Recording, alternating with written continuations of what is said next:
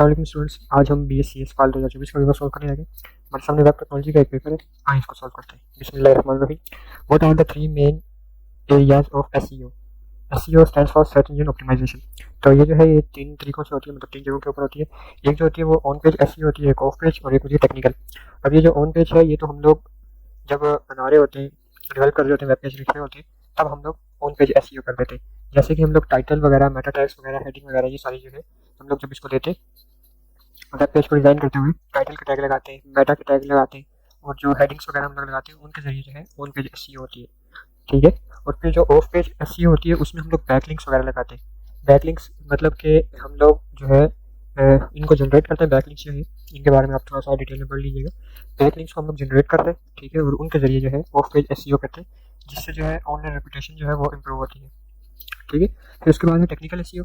Technical SEO में हम लोग क्या करते हैं, वेब पेज की इंडेक्सिंग वगैरह करते हैं। हमारी जो भी वेबसाइट है उसकी इंडेक्सिंग वगैरह करते हैं, उसका मोबाइल फ्रेंडलीनेस बनाते हैं, उसकी जो स्पीड है उसके ऊपर काम करते हैं, साइट मैप बनाते हैं, क्राउलिंग जो है उसकी कैसे होगी, ये सारा कुछ जो है हम लोग डिसाइड करते हैं।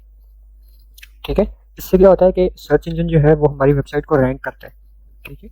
SEO में हम लोग बेसिकली हम लोग ये SEO से ये करते हैं कि सर्च इंजन जो है वो हमारे वेब पेज को पढ़ सके, उसे रीड कर सके, उसके अंदर क्या लिखा हुआ है वो सर्च इंजन जो है आसानी से समझ सके। ठीक है। फिर SEO भी एक पूरी एक फील्ड है, तो उसके बारे में जो है हमसे उन्होंने बस इतना ही पूछा था, तो हमने हासिल किया। फिर उसके बाद है what is the purpose of HTML in web. अच्छा, HTML stand for standard generalise markup language. ठीक है। ये एक मार्कअप लैंग्वेज है और इससे क्या होता है कि हम लोग अदर मार्कअप लैंग्वेजेस बना सकते हैं। ठीक है, डिफाइन कर सकते हैं। अब देखें कि जो HTML है वो भी SGML से बनी हुई है। ठीक है, यानी उसको यूज़ करके बनाई हुई है। SGML में क्या होता है कि हम लोग अपने जो टैग्स वगैरह हैं वो लिख सकते हैं। It its purpose was to provide a standard way to describe document structure and rules for consistent interpretation and processing across system. ठीक है, ये सारा कुछ आप पढ़ लीजिएगा। As the foundation of structured languages like HTML ensured formal structure. ठीक है, मतलब ये जो है जो HTML है उसकी फाउंडेशन इसके ऊपर है, उसके ऊपर उससे क्या होता है कि एक फॉर्मल स्ट्रक्चर बना रहता है जिसके थ्रू जो है हम लोग वेब पेज को बनाते हैं। नेक्स्ट है what is XHTML, extensible hypertext markup language. अच्छा, उसमें क्या था कि हम लोग जो है पहले इसको पढ़ लेते हैं, फिर उसके बाद बताता हूँ कि दोनों में जो है वो फ़र्क क्या था। अब HTML क्या है, इसमें आप XML भी लिख सकते हैं। ठीक है, HTML के अंदर जो है आप XML भी लिख सकते हैं। देखिए, आप is a markup language that combine HTML in XML features. ठीक है, it adheres to strict XML rules, tags must be properly nested clause in royal case। ठीक है। अब जो HTML थी उसमें क्या था कि हम लोग जो है अपर केस में लिख सकते थे, रोयल केस भी लिख सकते थे। ठीक है, तो इसमें क्या है कि आपके जो सारे जो टैग हैं वो रोल केस होने चाहिए, क्लोज होने चाहिए और प्रॉपर्ली नेस्टेड होने चाहिए। ये ना हो कि एक टैग जो है वो आपने शुरू तो बाद में किया था लेकिन आप एंड पहले कर रहे हैं। सॉरी, शुरू तो आपने पहले किया था लेकिन आप एंड बाद में कर रहे हैं। ठीक है, इस तरीके से नहीं होना चाहिए। जो ऑल एट्रीब्यूट वैल्यूज होती हैं वो कटेड होनी चाहिए, यानी जो आप क्लास लिख रहे होते हैं। ठीक है, मैं यहाँ पे कर देता हूँ। जब आप एक HTML टैग के अंदर क्लास लिख रहे होते हैं तो आपने उसको प्रॉपरली क्लोज भी करना है। ठीक है, तो इससे क्या होता है, in the document must be well format. ठीक है, this was create to make web page more consistent structure and compatible across devices in browsers. ठीक है, ये किसने बनाई थी कि वेब पेज जो है वो कंसिस्टेंट बन सके, स्ट्रक्चर हो सके और कंपैटिबल हो सके। ठीक है, बेसिकली जो है ये HTML का ही जो है एक एक्सटेंडेड वर्जन है जिसमें आपको XML के फीचर्स मिल जाते हैं। फिर नेक्स्ट है what is static and dynamic website. अब जो स्टैटिक वेबसाइट होती है उसको आप HTML CSS से बना सकते हैं। ठीक है, HTML CSS और जावास्क्रिप्ट से, लेकिन जावास्क्रिप्ट भी जो है आप फ्रंट एंड वाली यूज़ करेंगे, बैक एंड वाली जावास्क्रिप्ट नहीं यूज़ करेंगे। ठीक है, और फ्रंट एंड में आपने रिएक्ट फ्रेमवर्क्स या लाइब्रेरीज नहीं यूज़ करनी है, जस्ट प्लेन जावास्क्रिप्ट। उससे क्या होता है कि जब डेवलपर पेज को अपडेट करता है तब उसका कंटेंट अपडेट होता है, लेकिन डायनामिक में क्या होता है कि आप यूजर इंटरेक्शन के ऊपर भी जो है डेटा चेंज हो सकता है, टाइम और डेटाबेस के हिसाब से भी डेटा जो है वो चेंज हो सकता है। डायनामिक वेबसाइट किससे बनती है, आप सर्वर साइड लैंग्वेजेस यूज़ करते हैं, जैसे कि PHP, पाइथन वगैरह जो होगी, इस तरह की जो लाइब्रेरीज हैं आपको यूज़ करते हैं। ठीक है, और डेटाबेस यूज़ करते हैं। इसमें जो है आप डेटाबेस नहीं यूज़ कर सकते, इसमें जो है आपका सिंपल HTML और CSS का कॉन्टेंट होता है। ठीक है, आप मैन्युअली हर चीज़ को एक स्पेसिफिक जगह के ऊपर रखते होते हैं। ठीक है, एग्जाम्पल आर ऑनलाइन स्टोर्स। ठीक है, एंड ब्लॉग्स। अब जो ब्लॉग वेबसाइट होती है और ऑनलाइन स्टोर्स होते हैं उनका जो डेटा होता है वो डायनेमिक होता है, वो डेटाबेस में से आ रहा होता है। Static websites are simpler and faster. Static website simple होती हैं और फास्टर होती हैं क्योंकि डेटाबेस का इंटरेक्शन नहीं होता ना, तो उनको डेटाबेस में से कहीं जाकर डेटा नहीं लाना पड़ता। फिर dynamic websites are interactive, data driven and more flexible. ये जो डायनामिक वेबसाइट है ये इंटरेक्टिव होती है, ठीक है। इनका जो डेटा है वो डेटाबेस में से आ रहा होता है, डेटा के ऊपर सारे डिसीजन हो रहे होते हैं और ये मोर फ्लेक्सिबल भी होती हैं। What is the purpose of HTML tag, head tag in HTML language. अब जो हेड टैग होता है इसमें क्या होता है कि हम लोग इसमें वो लिखते हैं कि जो ब्राउज़र को इन्फॉर्मेशन प्रोवाइड करता है। जैसे जो है हम लोग मेटा डेटा लिखते हैं जो कि वेब पेज के ऊपर डिस्प्ले नहीं होता, लेकिन ब्राउज़र को इन्फॉर्मेशन हेड टैग के अंदर जो भी लिखा होता है उससे प्रोवाइड होती है। Such as title, character set, char set जो हम लोग लिखते होते हैं, लिंक्स इन एक्सटर्नल फाइल्स जैसे CSS इन जावास्क्रिप्ट जो है वो आप हेड टैग के अंदर लिखते हैं। This content help browser to understand display in setup the page, ठीक है। पेज लोड होने से पहले जितनी भी इंफॉर्मेशन हम लोगों ने देनी होती है वो हम लोग हेड टैग के अंदर लिखते हैं। It includes the visible browser tag, ठीक है। जैसे अब ब्राउजर के अंदर जो है टाइटल वगैरह भी लिखा हुआ आता है, ठीक है, लेकिन वो ऊपर की तरफ लिखा हुआ आता है। जैसे ये जो है ना ये आप टाइटल के जरिए लिखते हैं, ठीक है। फिर initials for setup styling performance SEO head tag, अच्छा ये जो है ये आप पढ़ लीजिएगा, ये इतना इंपॉर्टेंट नहीं है, ऊपर जो था वो मैंने आपको बता दिया। अब व्हाट इज सूप। सूप जो है बेसिकली ये जिस तरीके से रेस्ट API है उसी तरीके से जो है ये सूप भी होता है। ये एक प्रोटोकॉल है जिसके जरिए जो है हम पहले इसको पढ़ लेते हैं। XML बेस्ड डेटा का जो हम लोग शेयर कर देते हैं। SOAP stands for simple object address access protocol, ठीक है। इसमें क्या होता है, is an XML based protocol for exchanging structured information between application, ठीक है। हम लोग क्या कर रहे थे कि सर्वर का जो रिस्पॉन्स आ रहा होता था वो XML में आ रहा होता था, ठीक है, और डिफरेंट एप्लीकेशंस में जो है वो फिर यूज़ हो रहा होता था। जैसे वेब पेज के ऊपर जो है वो उसको कन्वर्ट कर रहे होते थे, HTML में कन्वर्ट कर रहे होते थे। अब जो है ये primary use in web services, ये ओल्ड टेक्नोलॉजी है, ठीक है। आजकल बहुत कम जगहों के ऊपर यूज़ हो रही है, बिजनेसेस जहाँ पे इंटरप्राइज लेवल बिजनेसेस हैं वहाँ पे यूज़ हो रही है, और इसके अलावा जो है एजुकेशन और हेल्थ में भी यूज़ हो रही है, इस वजह से क्योंकि उन्होंने उसको अपडेट नहीं किया, ठीक है। जो ओरेकल है वो अभी भी सूप भी यूज़ कर रहा है और रस्ट भी यूज़ कर रहा है। It defines a structured platform independent message format, ठीक है। अब ये क्या करता था, एक मैसेज फॉर्मेट बनाता था जो क्या था, प्लेटफॉर्म इंडिपेंडेंट था, ठीक है। Usually over HTTP for different systems to communicate, ठीक है। यानी ये आपके पास एक वेब सर्वर है, ठीक है, उससे डेटा जो है वो वेबसाइट को भी जा रहा है और ऐप को भी जा रहा है। तो ये इन दोनों के दरमियान में इस तरीके से काम करता था कि इसका जो मैसेज है वो प्लेटफॉर्म इंडिपेंडेंट हो, ब्राउजर भी उसको रीड कर सके और ऐप भी उसको रीड कर सके। तो उसके लिए जो है हम लोग XML को यूज़ किया करते थे कि आगे जो है वो ट्रांसलेट हो रही होती थी। SOAP message uses XML for machine readability and are favoured in enterprise settings, ठीक है। मैंने आपको पहले बताया इंटरप्राइज सेटिंग में यूज़ होती है for security and structured communication, ठीक है। सोप में क्या होता था कि बिल्ट इन सिक्योरिटी के फीचर्स होते थे, वो हम लोग इसका इंटरनल जो था वो हम लोग हाइड कर देते थे, इस वजह से जो है ये सिक्योर होती थी। The protocol uses in envelope and sports header for extra data, ठीक है। ये भी जो है इसमें आप ये जो है प्रोटोकॉल यूजेस इन इनवेलप, यानी जिस तरीके से जो है वो हेडर पास हो रहा होता था, डेटा जो ट्रांसफर हो रहा होता था वो एक इनवेलप की तरह हो रहा होता था, ठीक है। What is a rest API web service. अब रेस्ट API वेब सर्विस क्या है और उसके जो है कैरेक्टरिस्टिक्स एंड कंस्ट्रेंट्स क्या है वो हमने बता दें। तो सबसे पहले रेस्ट क्या है, rest stand for representational state transfer, ठीक है। आगे जो API है, API stand for application programming interface. आगे चल के बताता हूँ इसके बारे में डिटेल से।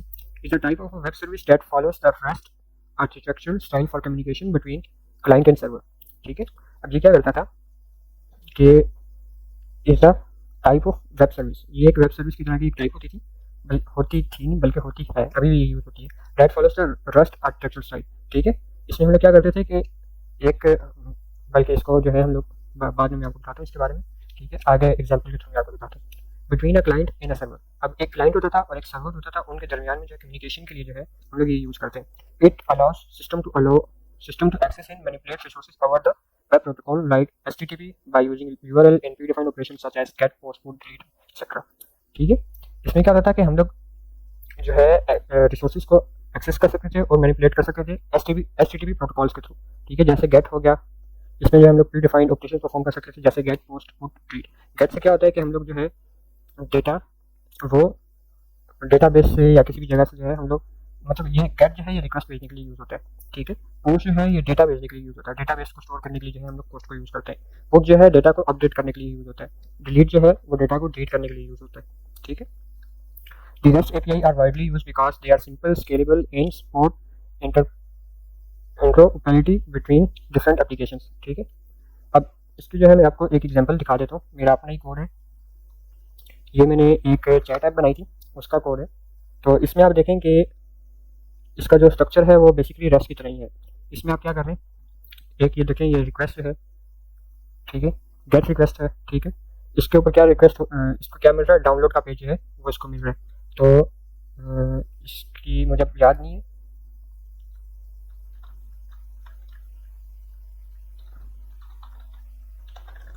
ये इसका यूआरएल है मेरे ख्याल से, चेक कर लेते हैं, मुझे अब याद नहीं है इसी से। अच्छा, तो इसको जब यूआरएल राउट होगा, गेट रिक्वेस्ट है, तो इसको क्या रिस्पॉन्ड करना है, एक डाउनलोड का पेज रिस्पॉन्ड करना है, ठीक है।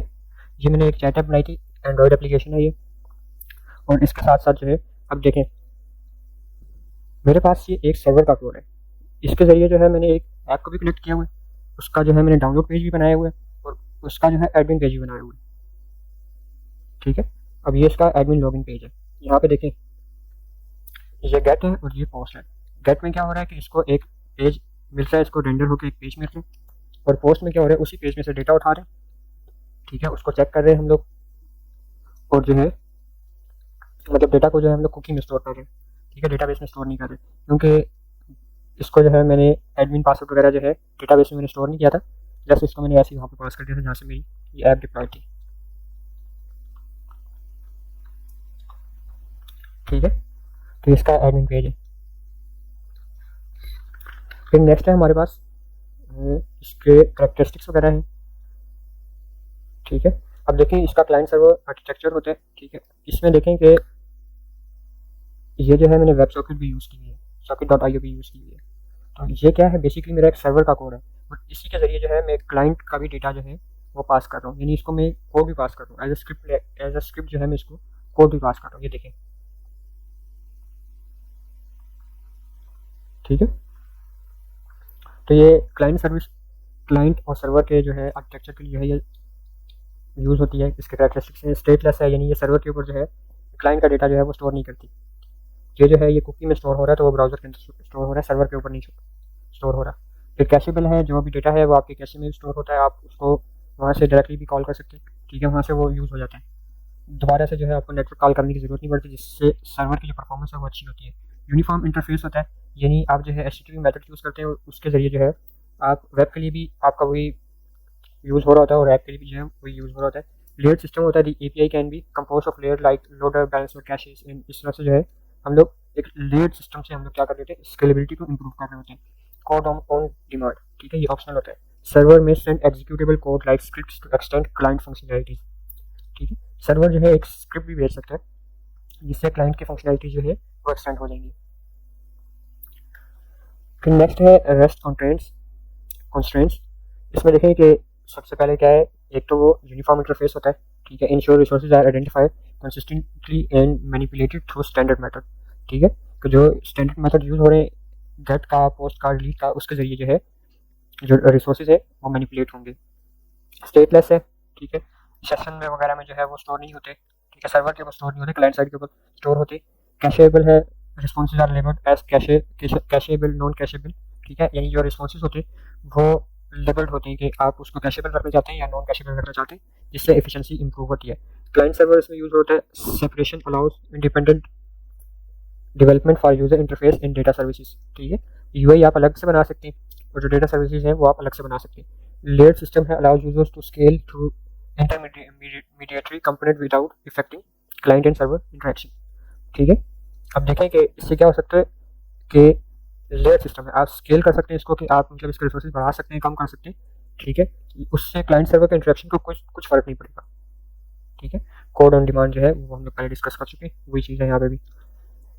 समरी क्या है, REST API web service makes web communication simple, stateless and scalable by following architectural constraints such as uniform interface, client service separation, stateless, ये सारा कुछ जो है हम लोग ऊपर जो है डिस्कस करके आ चुके हैं। उसके बाद ये इन्होंने एक कोड दिया हुआ था, और इन्होंने यूट्यूब की वीडियो से उठा कर दिया था, ठीक है, तो मैंने भी उसी वीडियो से जो है कोड उठा के कॉपी पेस्ट कर दिया था यहाँ पे, तो देख लें। सबसे पहले क्या है कि आप जो है हेडर वगैरह लगाएंगे, बॉडी टैग वगैरह, उसके अंदर आके आप H1 में या किसी भी हेडर टैग में आप H1 में H2 में आप ये रिजर्वेशन फॉर्म लिख देंगे, और फिर आप ये एक फॉर्म का बनाएंगे, टैग बनाएंगे, उसके अंदर आप लेबल लिखेंगे फुल नेम, और आगे इनपुट जो है आप इनपुट का एक टैग बनाएंगे, और उसके अंदर प्लेस होल्डर में ये लिख देंगे फर्स्ट नेम लास्ट नेम, ठीक है। तो वही देखें यहाँ पे H2 यूज हुआ है, ये फॉर्म हुआ है। अच्छा, जब आप फॉर्म के बाद एक्शन लिखते हैं ना, तो उसके बाद जो है आपने एक्शन को या तो खाली छोड़ देना, ठीक है, या तो आपने जो है ये लगा देना। क्योंकि देखें कि मैं आपको जैसे दिखाता हूँ,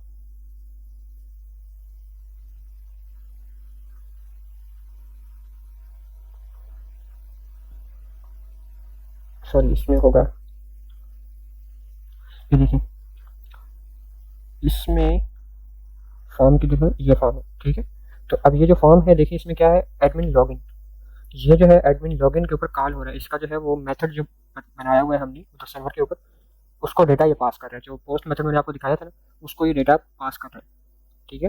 तो अब जब भी फॉर्म एक्शन लिखें तो उसके बाद मेथड देखें कौन सा हम लोग यूज़ कर रहे हैं, पोस्ट मेथड यूज़ कर रहे हैं, और एक्शन को जो है जब आप बैक एंड नहीं बना रहे तब आप जो है यहाँ पे ये डाल दिया करें, या तो फिर आप एक्शन को पूरा ही हटा दिया करें, ठीक है। एक्शन लिखने की जरूरत नहीं है जब आप सिंपल फ्रंट एंड का पेज बना रहे हैं तो, वरना अगर कोई सबमिट के बटन के ऊपर क्लिक करेगा तो आपके पास एरर आ जाएगा।